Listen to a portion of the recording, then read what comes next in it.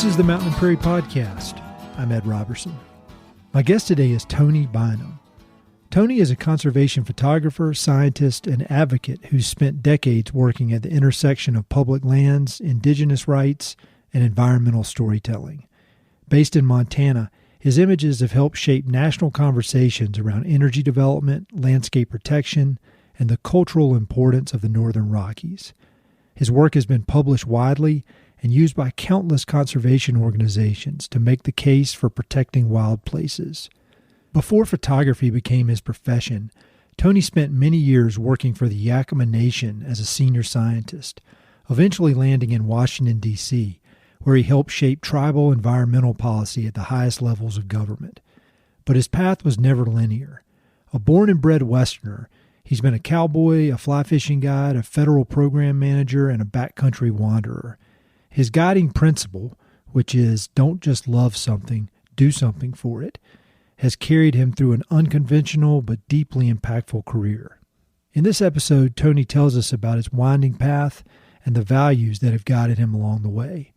We dig into his time in D.C., his decision to walk away from a conventional career, and the beginnings of his conservation photography, especially his long-running effort to document proposed energy development near Glacier National Park. As you'll hear, I step back a little bit in this conversation and let Tony tell his story in his own words, and the result is a thoughtful and unfiltered look at what it means to live a life rooted in land and responsibility. You can check out more of Tony's work by following the link in the episode notes. Thanks so much for listening, and I hope you enjoy. All right, Tony, I want to start this thing out by giving you a heartfelt thank you because I've been doing this crazy podcast for like 9 years, and your name and your work has continued to come up like really, truly like since the beginning. And I just think about the recent interview I did about the Blackfeet Nation, and so many, when I was looking for photos with TNC and photos to put on the website, once again, when I Google it, your name comes up and all your beautiful photos. And so I feel like I've been learning so much from you for so long. So I want to say thank you. And then I also want to just start at the very beginning, because you've had this unbelievably interesting life that's gone in so many different directions. And I don't know of a better way to start it than, can you just tell me where you grew up? Yeah, well, thank you. Ed, I feel like I could walk into a room, if you were in it, and just start off like we were friends. Because we did that last week on the phone. Yeah, I've been listening to your podcast for a long time, and I'm so glad you're still around. I remember hearing it for the first time a number of years ago, and well, longer than that. It seems like it's been maybe 6 or 7, 8 years. I don't know, but thinking, boy, I hope he can stick around. So I'm glad you're still here, because it's a long road and it takes an extreme amount of dedication to do what you do. So I appreciate that. Yeah, well, I appreciate people like you listening. It really is an honor. I would have never guessed I'd get to talk to people like you. So I appreciate it. So tell me about where you grew up. Yeah, well, I'll try to condense it down. It's kind of a long and twisted story in a way, twisted in that it goes all over the place. But I was actually born in a little town called Walla Walla, Washington, and spent my younger years there. My dad's side of the family was from there, and it was a fantastic place to be a child. My parents divorced sometime, I was pretty little, and my mother moved to a town called Olympia, Washington, which is over south, about an hour south of Seattle. And then my dad stayed in Walla Walla. And so for a good number of years, I sort of went back and forth between the two places, and mostly went to high school in Olympia. And when I got done with school, which, I think I was certainly ready to be done with school. I wasn't a very good student.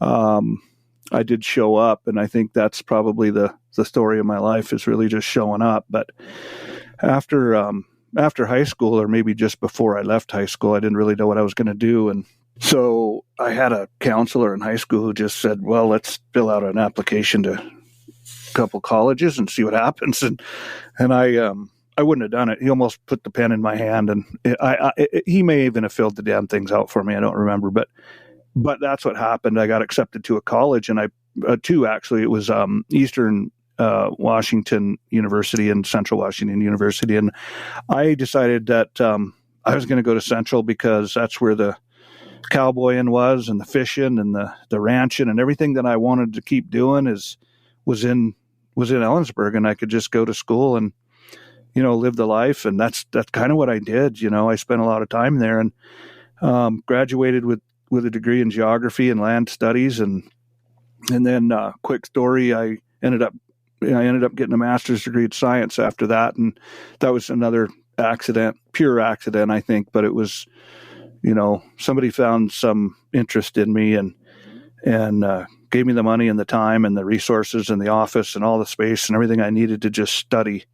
And again, it was sort of back to just showing up. I if there was anything I'd ever done right, it was just to show up and do the work. And I've never really been, at least by most standards, that great at any one thing or anything for that matter, other than showing up and doing the work. And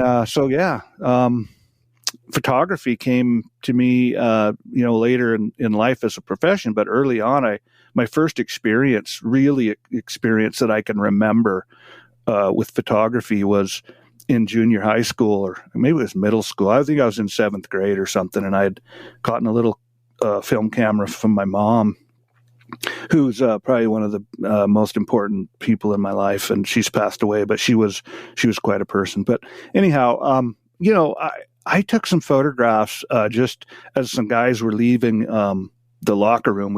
I think it had been either a class or a wrestling or something, whatever it was, but they were sort of walking away, and we were leaving the building, or we were still inside the building, but we were leaving. And wow, I thought, it's cool. Like I like documenting what these guys are doing, because they're having fun mostly.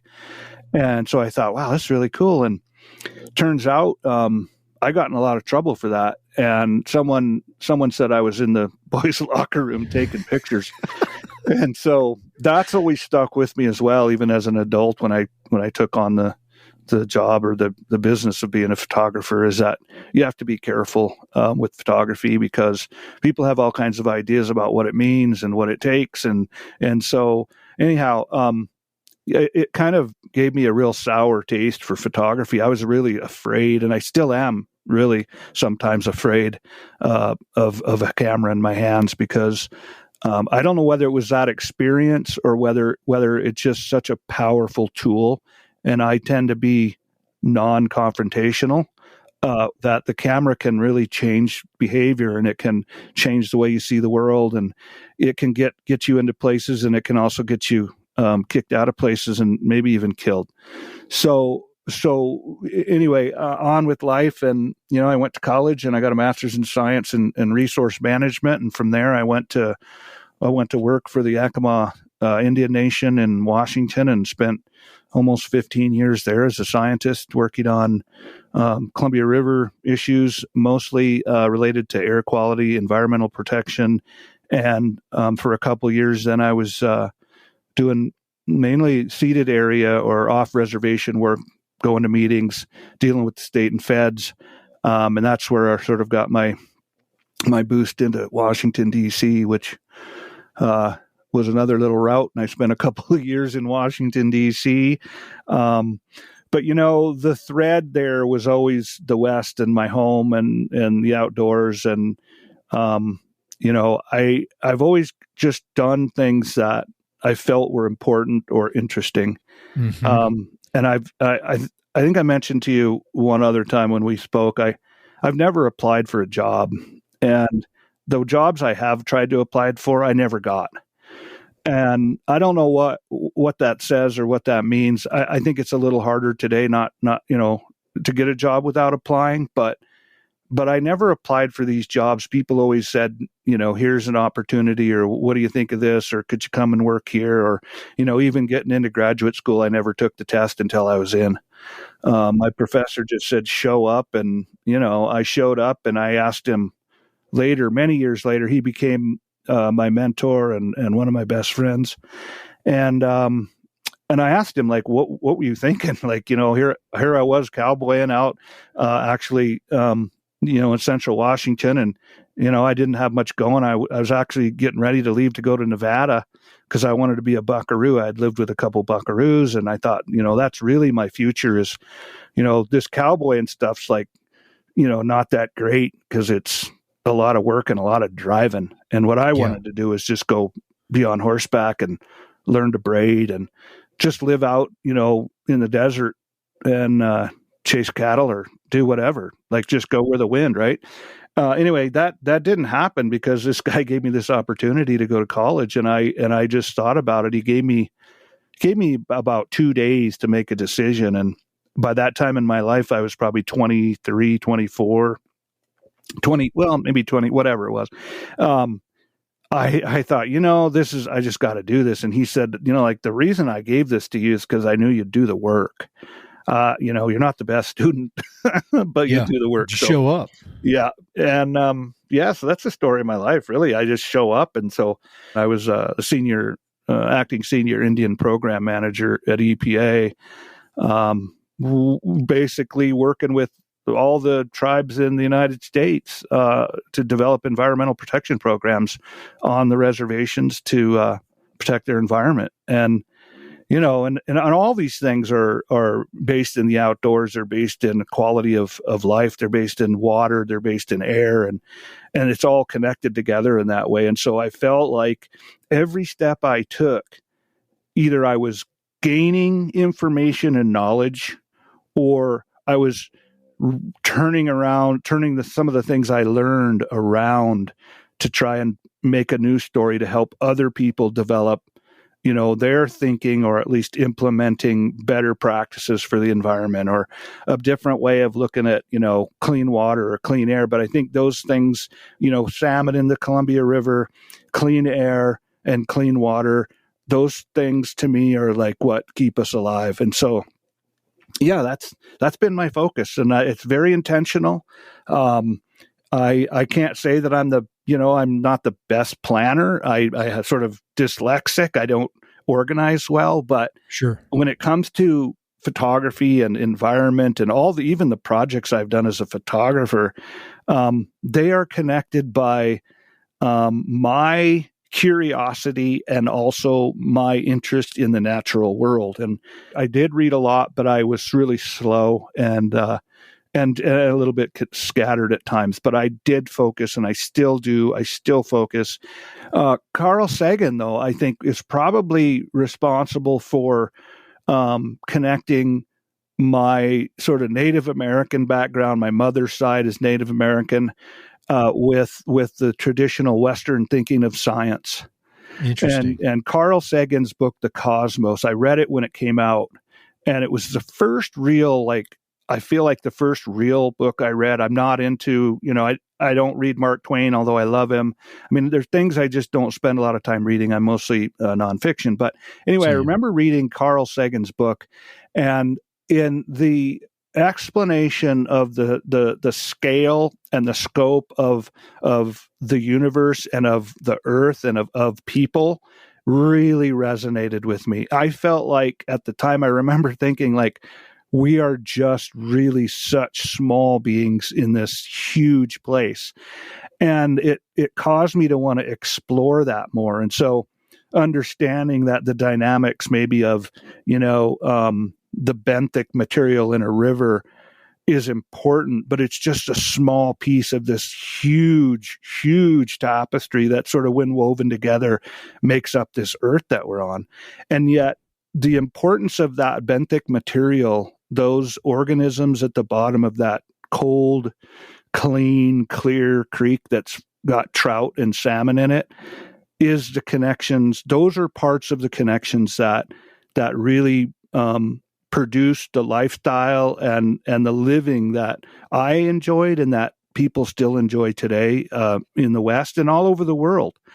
Mm-hmm. So I mean, I just feel like those connections and my curiosity, Carl Sagan, I some of the things that I see, memes and whatnot, I see that, he's attributed to these great quotes and all this learning and just these, even watching him on videos. Like, I had no idea, even after reading his book, that he was such a prolific, philosopher, and that he had such a deep care and understanding of the environment. And for me, environment, resource management, and what some people like to throw into the sort of terminology is conservation, it's all the same.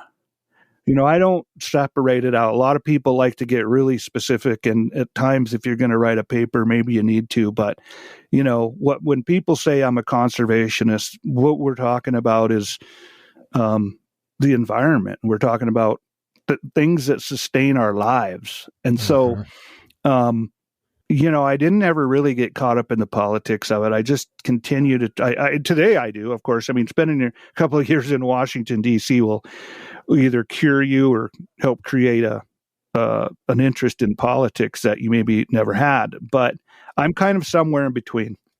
I learned a little bit, and I certainly gained an enormous amount of insight into all sorts of things that I deal with and that we deal with all the time now in politics. And having a little insight into how contracts work and how environmental protection works and how resource management gets put to the ground and where the money goes. And, all of those things help me build a business in photography. It just, spreadsheet here and a plan there. And how do you make a goal? And, all of the stuff is just every single thing leads to something else.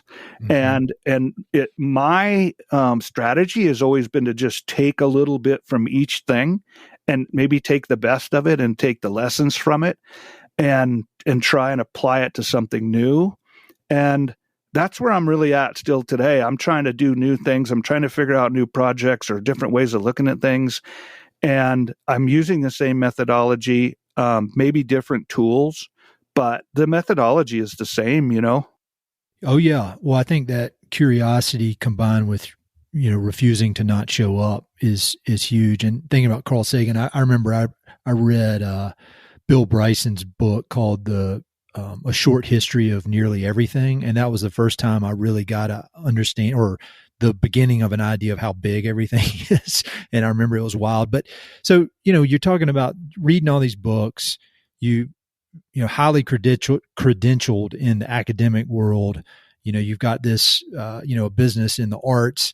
But when we were talking a week or two ago, I was telling you that my path was so odd because I just followed kind of the path I thought I was supposed to follow, which was go to college and then get a job. And mine ended up at Merrill Lynch.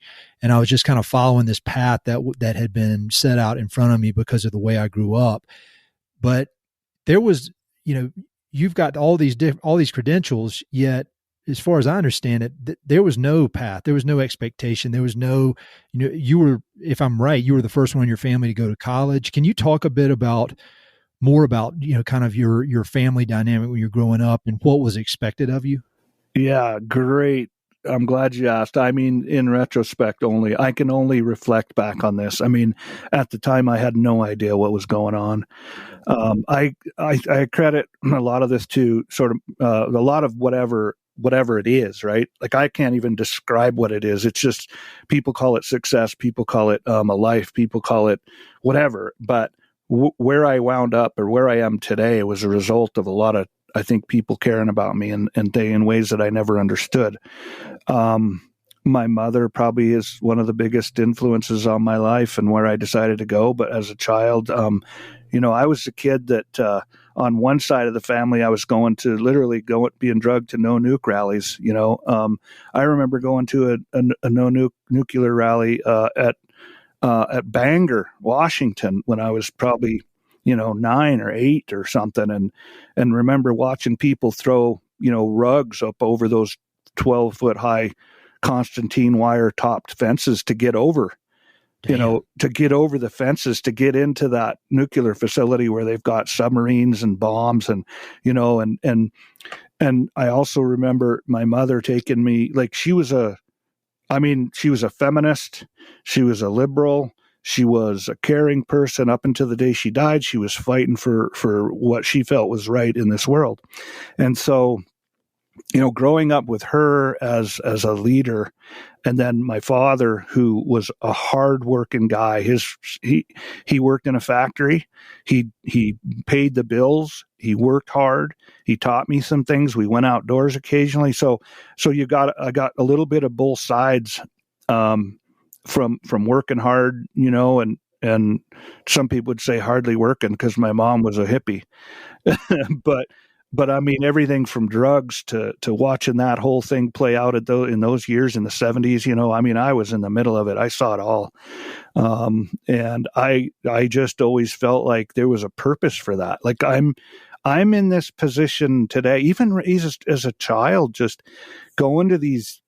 I mean, why would I be going to a place? Why would my mother take me to a place where there's a whole bunch of people smoking pot and sleeping outside on a big grassy lawn? And, there was a purpose for that. Mm-hmm. And so I also was, in learning about things which, the outdoors, nature, fish, birds, music, culture, just as a result of living. Like, we do that and we don't even notice it. You pick up on these things, and then, the work ethic came probably just mainly from, farming and Walla Walla. That's where I'd go in the summertime and farm, work on some big wheat ranch there. And, I think I drove my first John Deere Hillside combine when I was 15 years old. And I remember it's to this day probably one of the neatest jobs I ever had. But I remember just getting yelled at and screamed at and pushed really hard, and being a little kid, you're in charge of this great big machine and climbing up these mountains around the Palouse outside of Walla Walla, which nobody should be doing when they're 15, but that's just the way it was. And that's what you did. And then, and then going back to Ellensburg to farm. And, I picked up a rope and went and did a bunch of rodeoing with a couple of my roommates. And, I was a fly fishing guide there too, help get through college on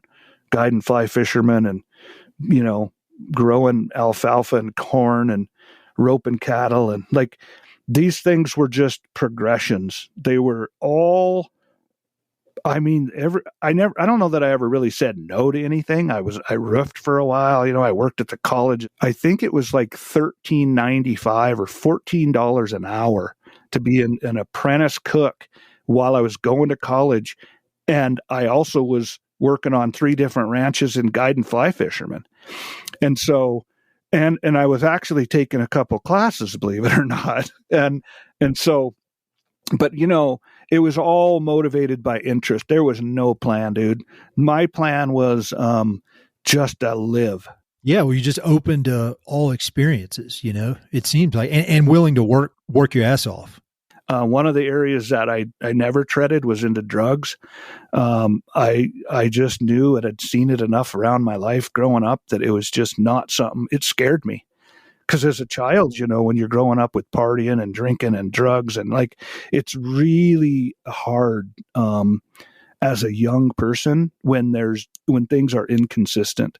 I am a morning person, I think, by genetically, but I also remember, my parents would sleep in awful late at times. My mom, it'd be like noon or something, and I wanted to be up at 5. And so even to this day, I feel like I'm ashamed of myself if I don't get up and get going, because I feel like I'm kind of slipping into that sloth, which good. I'm not saying everybody needs to get up early, or that people aren't really, really successful at night, because a lot of people are. It's just, for some reason, I'm motivated to get up and do stuff. And when I don't, it reflects on my performance, and I don't feel good about myself when I'm not out doing stuff in the morning. I agree. I feel like there's like a guilt for me, and I'm not a morning person. I hate it. And I try, I would do anything just to be able to pop up, but I'd get up like this morning, the alarm went off at 5:20, and I mean, I can't stand it, but I force myself to do it. And I'm always glad, because I do have some level of guilt. And I think because probably in my college years or whatever, I was kind of sloppy and slept too much and just didn't take advantage of everything. So now it's almost like I'm trying to make up for lost time. One question about your time in DC, you listed off I feel like you hit almost every kind of career niche you could, in the West, with hunting and fishing, roofing, cooking. You kind of hit all these things, but then there's this one spot that it doesn't seem like you had any exposure to, and that's the bureaucratic world of Washington, D.C., and people wearing suits and people having a lot of meetings and talking. And so I'm curious, what was that culture shock, if it was a shock? What was that experience of showing up in D.C., which it sounds like it was completely different from anything you had experienced up to that point, and particularly for somebody like you who likes to get stuff done and go, and then all of a sudden you're in a world that operates according to meetings. What was that like? Yeah, that's an interesting question too. So keep in mind, by the time I ended up in Washington, D.C., I'd spent almost 15 years as a senior scientist for the Yakama Indian Nation, which is probably the fastest way to get to the highest level of governance and decision making there is in America. Like, you can't get literally from the day you start I started out as an environmental scientist with the Yakama tribe, and let's say it was 92 or 3 or something. Within a year, you're sitting down with the directors of the EPA and the Department of Ecology in meetings. So you go from, okay, I got a degree, maybe, kind of, but what you bring is a perspective and a culture. And so it's peer to peer in many ways. Just because you're not speaking their language doesn't mean what you're doing isn't critically important to the people that you're working for and with. And so it really, the biggest challenge was, number one, you have to understand that decisions get made in various ways, and some of them are made with science, and some are made with a budget, and some are just made. The biggest decisions made, and I'm kind of coming about this a little backwards in a way, but some of the biggest decisions that I ever watched or that I was involved with, which were rather large. I'm not saying I had any influence on them in Washington, but I was a witness, and I was there, and I got to participate. Are made in ways that I think never make the news. I think for me, one of the most interesting parts of our system and working at the levels I have is that no one who's not in the room knows how decisions get made. Yeah. There is no sort of art of the deal is not a book. There is no, you can't put it together and factualize it in a way because it's a bit unknown. We do understand, historically how decisions get made, but they're all sometimes inconsequential. The facts of the matter are not always really the facts. So back to Washington, back to science, and I'd spent a lot of time in meetings. I was in meetings as a member of the White House Domestic Policy Council when I was working for the tribe. So I was going to meetings with, I remember one time I went to a meeting with the senior military leadership and regarding nuclear waste in Hanford and what we're going to do about that. And I was sitting in this meeting, and before it starts up, you got these big generals, and they're, these folks from DC even talking about how important Indian people are, and and they're going off. Well, we named the missile after the Tomahawk missile and the and we have Winnebagos, and that's how important everything is, and this is what we're doing. And you listen to all that, and you reflect back and listen to what other people say, like in those meetings, and the Indian people that were in the meeting talked about how important those words were because they were talking about their people, not about a Winnebago and not about a bomb. Yeah. But the relationship couldn't be more important, but more far apart, right? We have a similar word, but it has different meanings. And yet these folks on one side think they're talking to these people on the other side, and they actually think they're making progress. Mm-hmm. And in some ways they are, because they are talking. But so in the science community, I'm doing all this work, putting together these environmental programs, working with a team of great people around the country, become the co-chair of the of a Western science program that was really looking at air pollution and air quality. And you're sitting in these meetings, and now you're in charge of all this stuff that's going on, money being spent, and priorities getting made, and plans being written, and so the progression of my job prepared me for the bureaucracy. But what I was surprised by and what I wasn't prepared for is the chilling effect of one person's position in a room of 20 other people who all have positions. Well, my very first experience with needing help in Washington, D.C. at my job, and I could tell you 1,000 stories about that place, but this is important to me.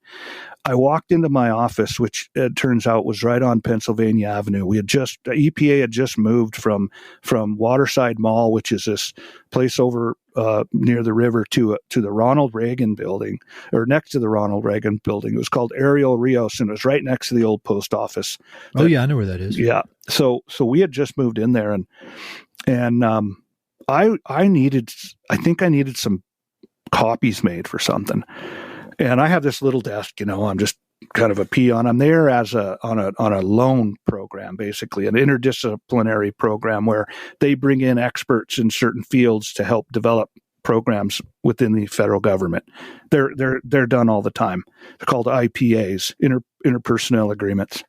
They pay the salary. They do everything. You go there and you give them your time, and you're sort of hosted by them to help the federal agency develop programs and policies.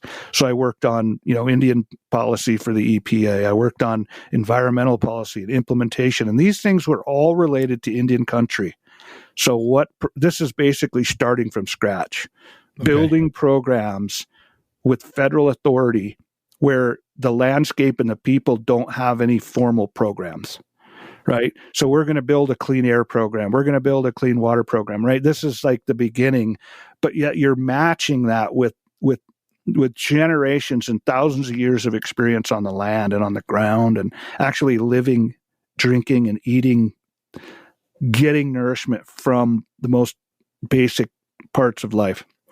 And so, anyway, I went to try and get these, I went to get some copies made.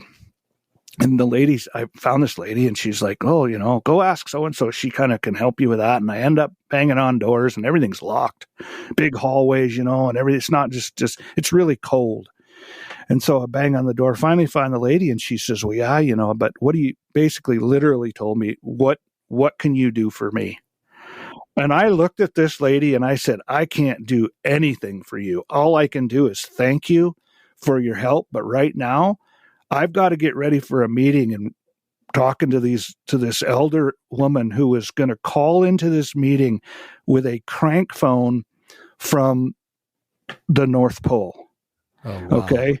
So I don't really have time to negotiate this. If you can help me, help me. If you can't, I got other things I got to do. I'm not messing around, and I know you're not either, in all due respect, but so I learned right off the bat, you really have to build a cache. You have to have things to trade in Washington, and that's totally understandable.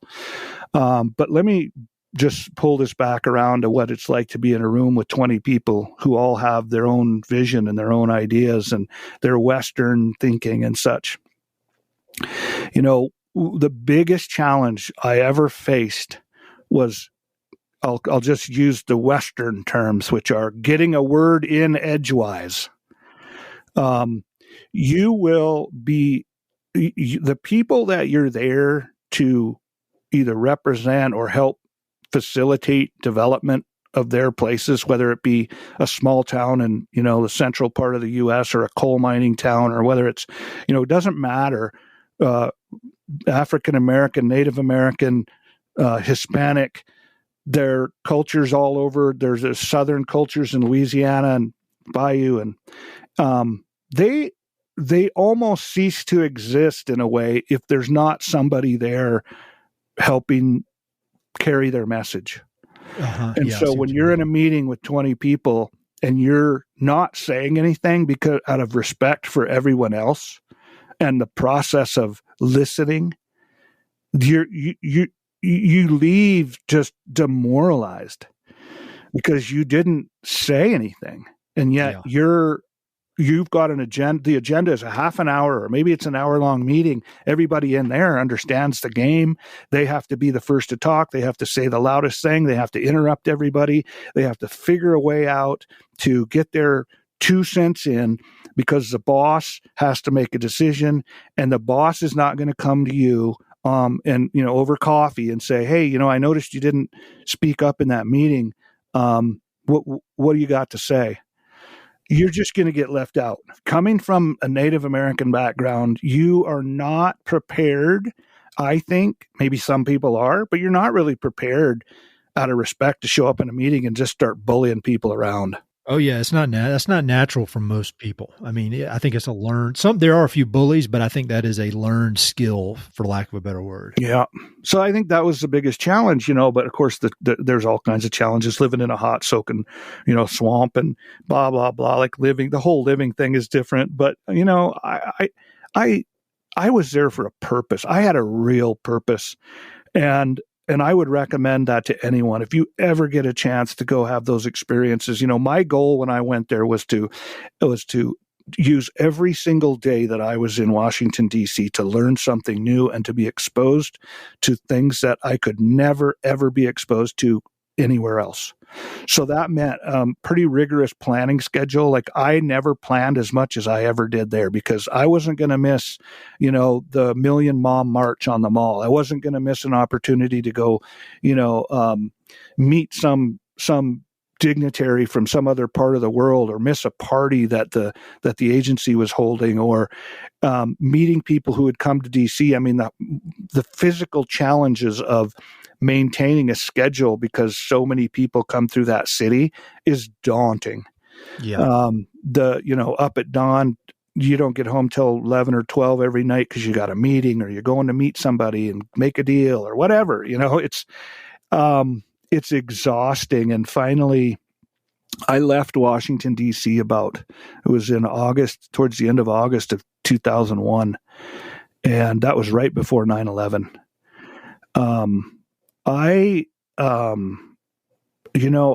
It was a blessing and a curse in a way. It was a blessing. I left because I had to leave. The administration just changed. So I went from working under a Clinton administration to now working under Bush. And I'd spent a few months on that, working on Cheney's energy policy with EPA. And I was kind of the tribal person on that from our office, who was paying attention to what those meetings were like and what was happening. By the time, I had to make a decision. I had to either decide I was going to become an insider and stay, or I had to leave, because back to the beginning of that story, you build credentials and cachets and trading, and there's a lot of trading that goes on there, and I wasn't prepared to commit a number more years under the new administration to trying to get the voice of the people I was there to work for, get their views represented in a world where largely that it was less important, and less what we were bringing to the table was more development of natural resources. And what I mean by that is extracting oil and gas. Yeah. So and I'm not saying that there isn't good reason for that. I'm not saying there aren't tribes that need that and want that. There are. But I didn't see myself trying to figure out a way to negotiate my time to go sit in a meeting and get my 2 cents worth in with a bunch of people who literally have other bigger fish to fry. And that's just the way it was. And so I left pretty depressed, very depressed, clinically depressed. And I was pretty close to just not really, I was staying in bed all day long, and I was worried that, I didn't know what I was going to do. Like, this is just not good for my health. And so I left. I put in my 2 weeks notice, and the day after my 2 weeks notice was in, I was in a vehicle towing a trailer full of my things back to Montana, actually. And what was the plan? I mean, obviously you need to get out of there. Did you have a plan? I mean, I went back to work for the Yakama Nation for a while, and I did a lot of good work there. I worked on a lot of mining issues. I worked on national forest issues. I worked on contaminated waste issues in Portland Harbor. And I mean, mining issues are a big deal on public lands. But it was all public lands work for the next couple of years. And then after that, I had a child and moved out to Montana, and I was found by a consulting firm who wanted to hire me to do some work for them. And I drove to Butte, Montana from East Glacier Park, Montana, for that meeting to talk to this consulting firm about a job. And they called me up again. I didn't fill out an application. I didn't know who they were. They called up and I looked up and I found, okay, these guys know what they're doing. And okay. And, so I did that consulting work for a while, and that was sort of the beginning of my new life. And I had completely divorced myself from ever planning to work a 9 to 5 again. I was never going back to that. I wasn't cut out for it, but I did a good job because I said I would. Right. And, but I just decided, I really felt, however I was 35 years old or whatever, I felt like I was retired. I'm retiring to raise my daughter at come hell or high water. I need very little money to survive. I've been to the bottom. I know how cheap it is. I mean, I know I can survive. I know what it's like. I have done it. So I just said, forget it. I'm going to be in East Glacier Park, Montana, and I'm going to, Browning, Montana, and I'm just going to, whatever. It's cheap to live here. I got plenty of friends. Like you're not going to be destitute here. This is a rich landscape with lots of good humans, and you're not going to starve. You're not going to even if I never had a job, I was going to have a good life raising my daughter. And so that's what I decided to do. And this consulting work came along and I took it. And when did photography become, was the photography kind of going on a little? I feel like I read somewhere you were doing a little bit in DC, but was that kind of going in the background? And then when did it start making enough money that you're like, all right, well, maybe this can be a business? 'Cause you could have built a highly, highly, highly successful, you already had built a highly successful career in this whole world of science and policy. And then when you just reading your bio, it's like, man, that seems like that's quite a transition, but it all makes sense in hindsight. Yeah. So, for me, it's a combination of a couple things, but it was 2005 when I went into full-time photography. When I say full-time, I mean, my business really, the decision to make a business, it was in 2005. I had been photographing things before that, but largely just as a hobby and a practice to learn. I started in Washington just as a way of trying to figure out where I was. Visual. I'm very visual. And so just the tension and the atmosphere, the physical atmosphere of being in Washington in confined places, all up and down the East Coast. I had meetings everywhere. I was flying around the country like it was nuts, like every week. So I got exposed to all these things, and I was documenting that in a way just to try and figure out an explanation for what I was doing. Because even though I understood on paper what I was doing, the results come really slow. Going into federal court, which I was doing in my job at EPA, listening to, attorneys and judges and just making decisions about Native people and about jurisdiction and laws. And these things are important but they're very mundane in a sense. It's hard to see the results. It's even today, those decisions that were made when I was there still affect people today. And we don't know the end game yet. Like there's still a lot of history to be told, and there's still a lot going on. So I was trying to figure out what I was going to do in terms of trying to figure out my life through photography, not as a business, but as a way to try to understand what I was doing. Yeah. And so I got to Montana eventually. And when I was in Montana again, I got a call from this agent or this consulting firm to do science there. And it was to manage these big, we're millions of dollars in contracts. for the Environmental Protection Agency. That's a whole nother story I won't get into, is how that all works. But let's just pretend for a second that the easy part of this was EPA has a need for a project to be done. They go to their Rolodex and say, X company can do that work. Go call them and get them on this project. And that's how the federal government does contracting. That's a nutshell. That's how it works, right? They don't just pick up the phone book. They have their own list that's already been pre-approved. So I was working for a company who was doing research in Indian country. So from that point forward, for the next couple of years, I was managing these environmental program. Well, they were scientific studies, some on porpoise, for example, some on air quality in downtown Chicago, some on what's polluting the Indian people in Southern California, to, why do we have high readings of a certain chemical in Indian people in Chicago? I mean, these are real problems, and there's real science behind this stuff. And so my job was to help organize that and then manage it, look at the quality assurance, look at the planning. Is the study being done right? Are we getting the data we need? Are the people doing their jobs? But I could do it all from basically my home in, Browning at the time, Browning, Montana.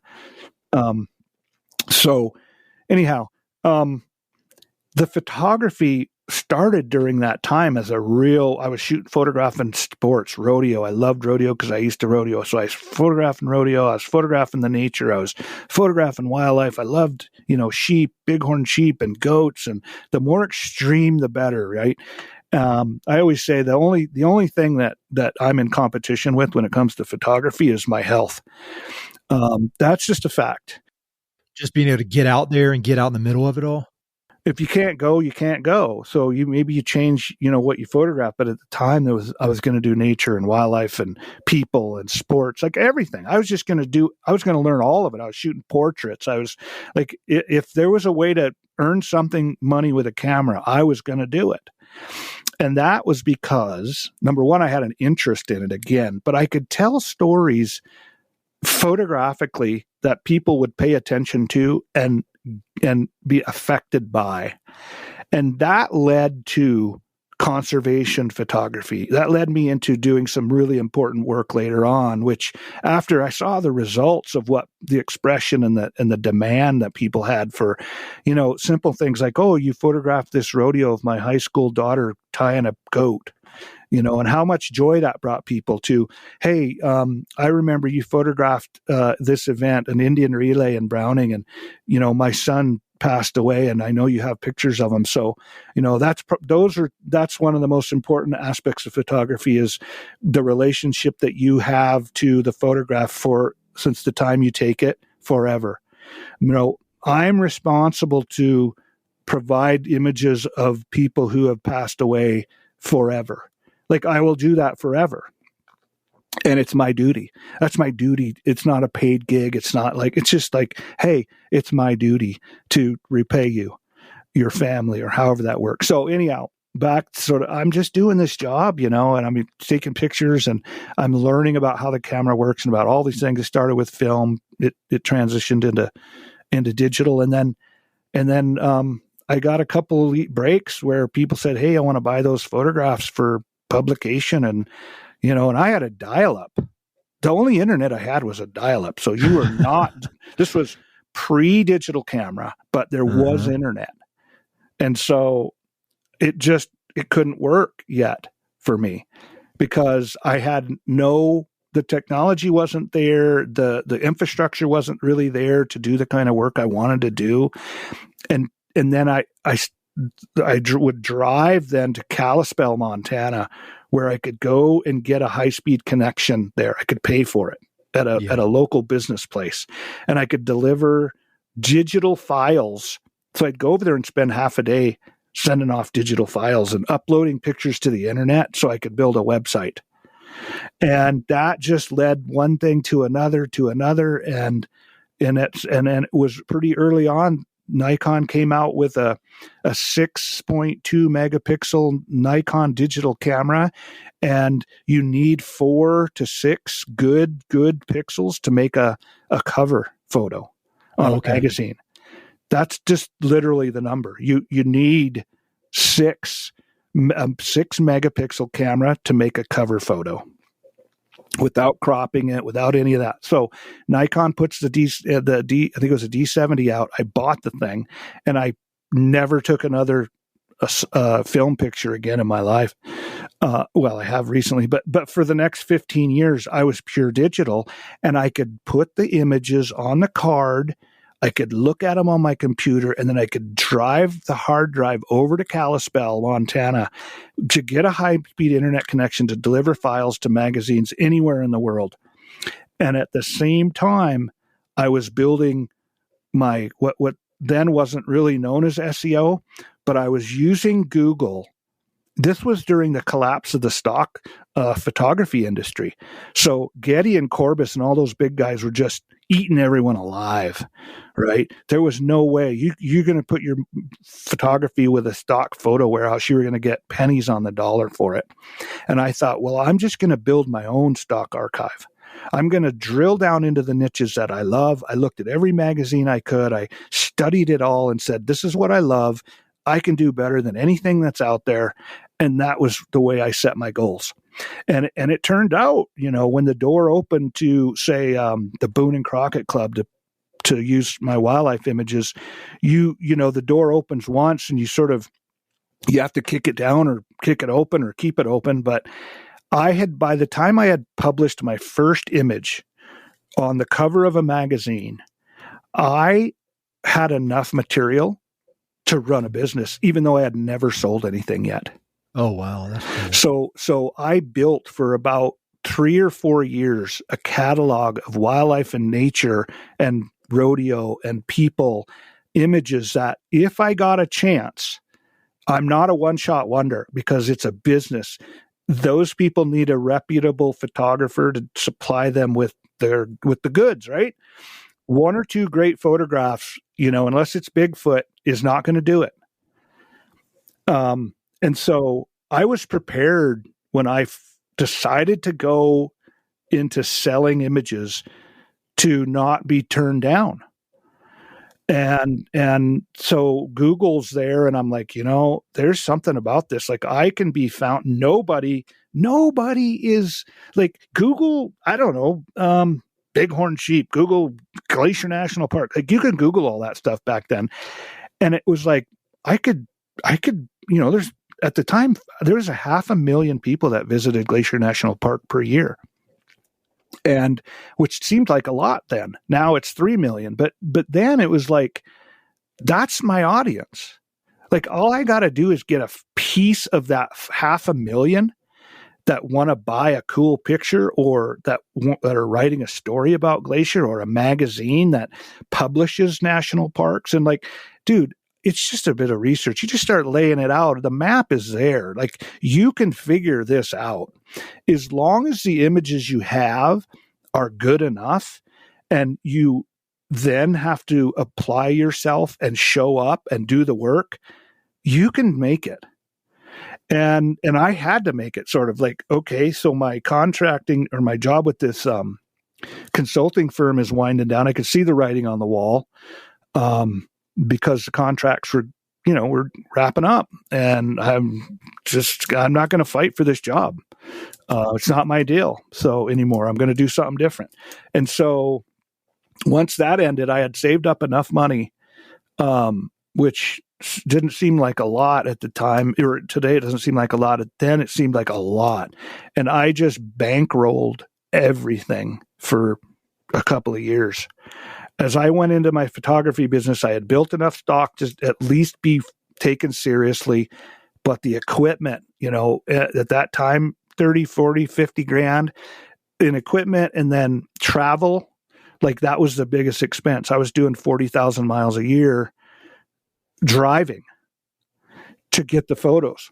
And so it just, one thing led to another. And I just kept the ball rolling, and I caught a couple really lucky breaks with some commercial sales, some advertising photography I did that, paid what by today's standards would be a lot of money, and that was enough to, like, okay, like, I made $50,000 last week. That's enough to get me through the next 2 years. Yeah. Yeah. And I'm not making it up, dude. I mean, Yeah. I some things, personal life changed, and I ended up just with my daughter, and her mother I was paying her mother child support, and I had to make a house payment. I had to get my daughter to school. I had to get equipment payment. I had a few real hard, solid bills: my child support, my house payment, and getting my daughter to college. And that was my accounting program. Anything over that, is food and living, right? Gas, whatever.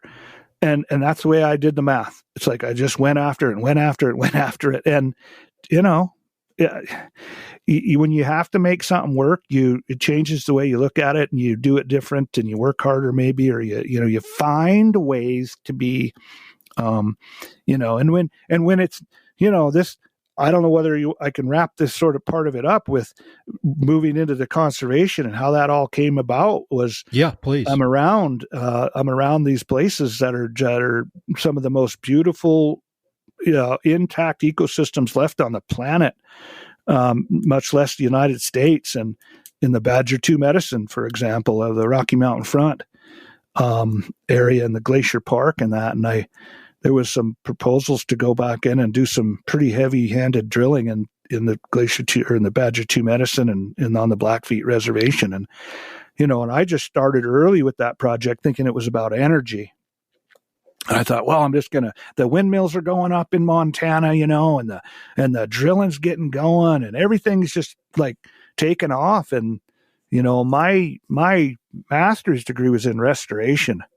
Watershed restoration, public lands policy, right? Wildlife and nature, and then restoration.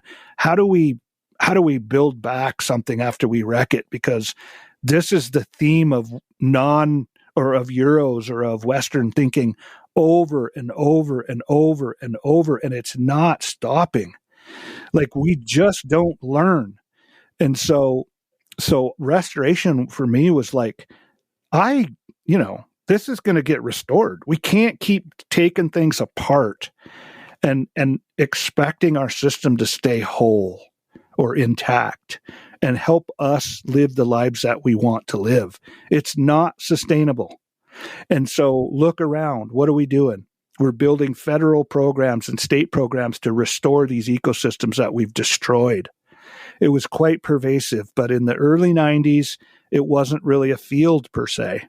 But that was what I did my study in, and I studied watershed restoration in public lands. And so, anyhow, these conservation work starts up, and I'm thinking, at a minimum, what I need to do is document the growth, quote, progress, I'm air quoting, progress of energy development in Montana. And in particular, energy development on the boundary of Glacier National Park and the Blackfeet Indian Reservation. And that got worldwide attention. I have done, I don't know how many interviews I did over this. I had Der Spiegel from Germany come over. There was a French filmmaker that came over. There was the New York Times picked this up. I had more media. And this is when I discovered what I really was as a geographer and a media guy. What year was this? This would have been, I'm thinking right now, I'd say 2000, early 2000s when I started, probably 2001, 2004, 5, 6 is when I started the project. Oh, okay. And my goal was to just document the development and the progress of oil and gas and wind energy in Montana, right? I knew it was going to be a long play, but I had made an assumption that this was important information because as children growing up, we're always told by our elders, you should have been here, you should have seen it. And 9 times out of 10, what happens is they either show you a photograph of what it used to be like, or you go digging around on the internet and you find historical photos that were not taken with the intent of displaying the information. it was a picture of somebody and then the background is a pump jack. Or it was a picture of a mountain and it's in the background or it's off to the side, but they're standing on a burial or something. And, and so you're trying to pull the story together of what the place used to look like before this development happened so that you can set some baseline for restoration later. This is what it looked like. This is what it was doing, on and on and on. And you almost never find the opportunity to find images that were taken to show exactly what I'm trying to capture, which is what did the place look like? And so I started photographing all these oil wells that were being, this exploratory oil wells and wind power that was going up around the Blackfeet Reservation and a lot of it up against Glacier National Park. Thinking that what I was doing was putting the baseline together for 100 years from now. That this place was going to be completely just eroded and abandoned wells everywhere. I mean, the history of the West, the history of boom and bust, and it's all across the West. Hundreds of thousands of open wells, drill holes, and all this. Like, this was my thinking. Like, if it takes off, I'm going to have the record. And I used technology at the time. It was like, okay, I've got this digital camera. Now I bought this GPS unit. I can GPS every single shot I take with information about direction, focal length of camera, like all that. And it's anchored to a point that will be here in forever. And that, so somebody in 100 years could come back to the same spot and go, oh, he shot this looking north with a 50 millimeter lens. And then I even went so far as to, like, the iPad had just come out during this project. I think it had just either come out or I just got one, but it was the early iPad. And there was an application you could put on it for, that would track your flight. And so my partner at the time, my girlfriend, we went and, I just bought hours on airplanes. And so, and later that was paid for by some people who never wanted to be named, but I did get some private money to help with this project, because I couldn't bankroll it. I had already spent about $30,000 doing this job, and I didn't have $30,000 to spend on anything, but I was going to make this happen. I wanted the story told because up until then, I had always worked on science, and I'd write a report, or I'd go to a meeting, or I'd listen to someone talk, and then I had all this photography, which, affected people in ways, one way or another. And I thought, the way to do this is put this information into a visual context, right? And get it out to the world, because now I have Google, I have the internet, like I can be found, and I know what keywords are, and I just started building it, right? I went and hired a guy half a dozen times to fly me around, because there was no way to keep track of this without flying around, because there was no plans.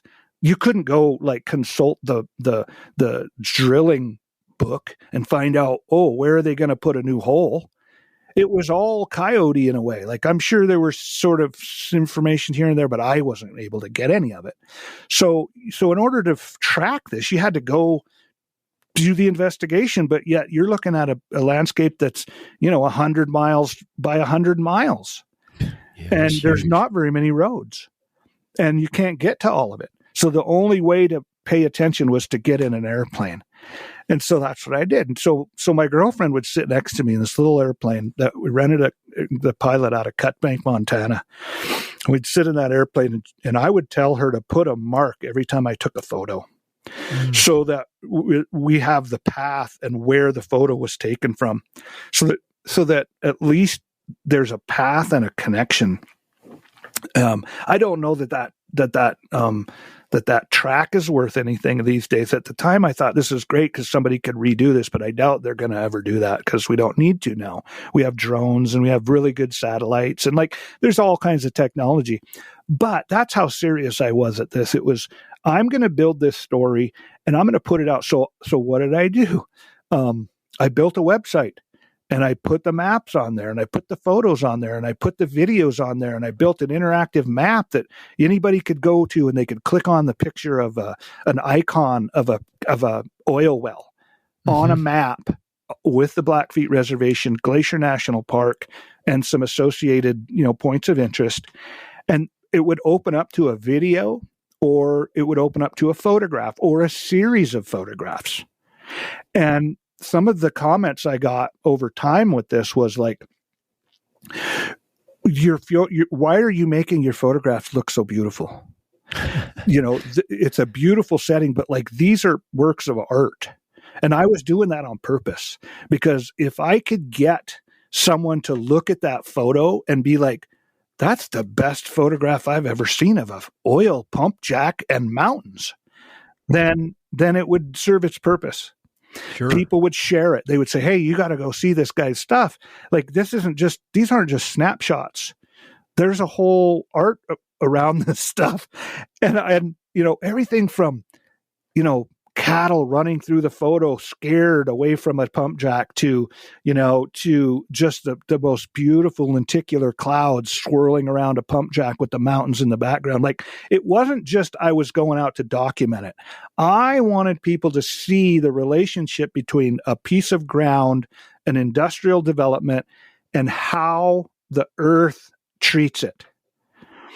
And I did it. And, it never made money. We're in the red. That thing, I never knew that that wasn't the point. But what it did was help me understand what was happening. It helped other people see what was happening. It had, you can, I'm not going to pat myself on the back at all, because I had nothing to do with the success or failure of that development. It suffered its own fate based on whatever the earth wanted it to happen, right? Not enough oil, not enough gas, too hard to get to, whatever the circumstances are.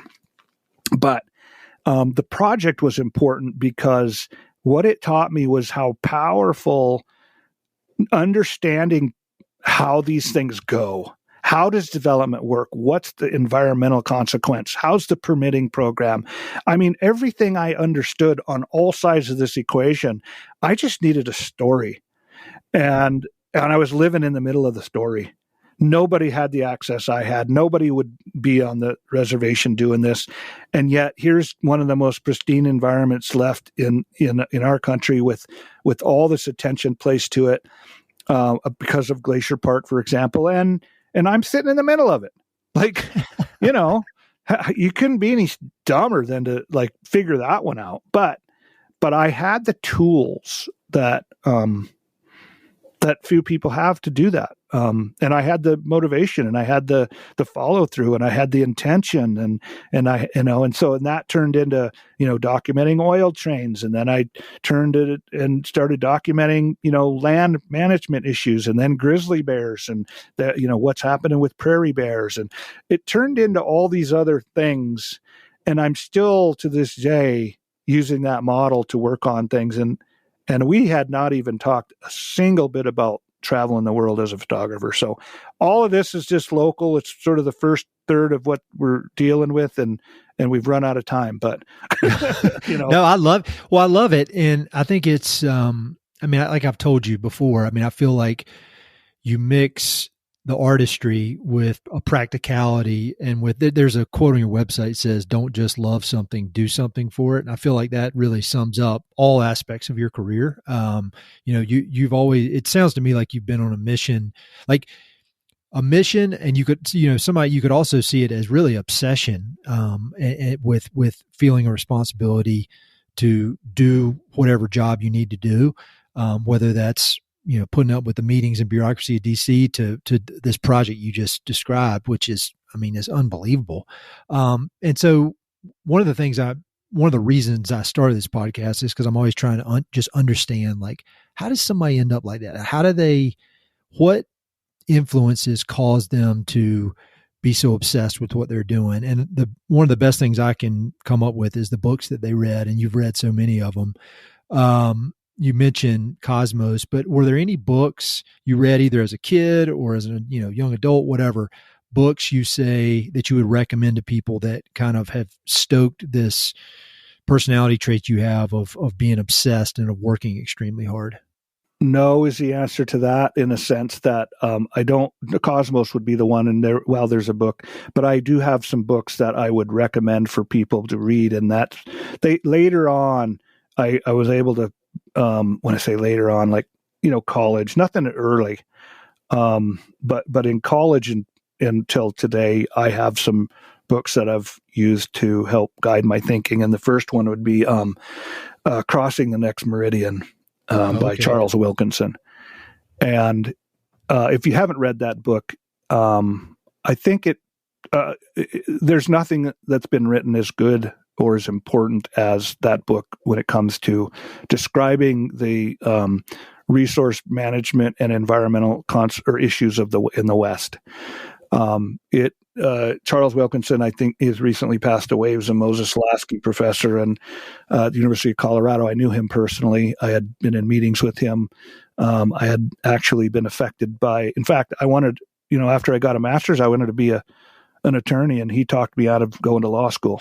Did he really? Yeah, he did. I was on an airplane, and he talked me out of going to law school. And, a blessing, I think, in a way. He recognized that I was not the type of person that wanted to litigate. And he said, if you don't want to litigate, don't go to law school. I said, well, you got to be a lawyer if you don't want anyone to pay attention to you. And he's like, that's horseshit. You can do whatever you want, but if you don't want to litigate, don't go to law school. And I made a decision at that time to not go to law school. I was thinking this was what I'm going to do because it's the only way people will listen to you is if you're a lawyer. And that was before I turned to photography in a real major way. And so, like, that was a big deal. That was a big decision at the time. I thought, well, I'm just going to follow this journalistic writing and, lawyer bullshit and just do it that way and write a book or something. Boy, I dodged a bullet there. But, he was a great man. And any of the things that he's written, are good. But that one particularly, the second one I would add to that, This America of Ours by Nate Schweber. Oh man, Nate's the best. I was just texting with him the other day. Yeah. Well, I mean, that book, particularly right now, is well worth reading. And I think mainly because Nate's done a job here. I knew of Bernard. It's pronounced Bernard. Yeah, Bernard. I didn't realize that until I read the book. He was a hero of mine through grad school. Like you didn't get out of grad school in resource management without reading about him, because he was just so effective and influential when it comes to environmental policy and politics and resource policy, mainly public lands. And when that book was published, and I read it, it was one of those times when you read a book and you go like, how come this wasn't written 50 years ago? What this is so simple in a sense, like putting these elements together. This is obvious, but nobody could think of it until somebody like Nate sits down and digs around in it and says, I'm going to make a book out of this. And then the book's made and you're like, wow, so it helps for anyone listening. If you read that book and you care about public lands and you care about bureaucracy and politics and the fight, it is got to be at the top of your list, because it actually makes you feel like we have a chance, because there's been bad times in America. And those times when Devoto was writing and doing his work, they were some of them. And so, that's another one. And then I got to add one more that I read about 3 years ago that has changed my view a little bit on the history of resources. And this book is by an author. Her name is Dorceta Taylor. The book title is called The Rise of the American Conservation Movement. Power. Oh, I have that book, but I have not read it. Okay. I was looking at it the other day. Oh, good. Well, you should read it. It's power, privilege, and environmental protection. The reason I think it's such an important book is because it breaks down the history, and I think very accurately so, from the view of a Jamaican woman, a Black person, right? Someone who studied and lived this life different than most white Western historians.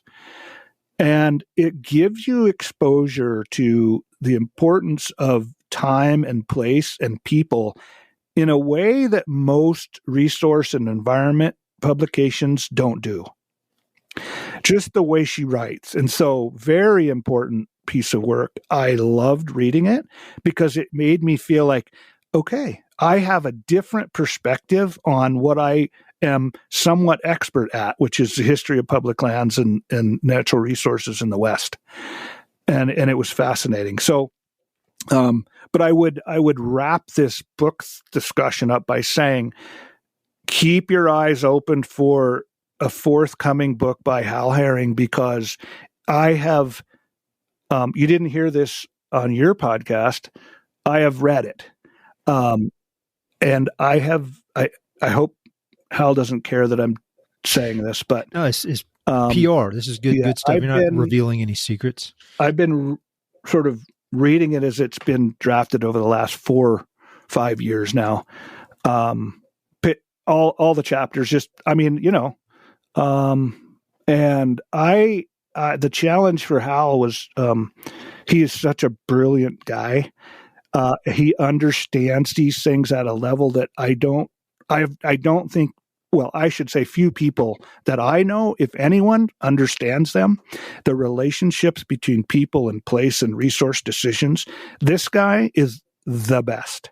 And so the work that he's done will present a view of the history of public lands and of resources in the West in a way that has not been presented in this fashion, which to me makes it very scholarly in a sense.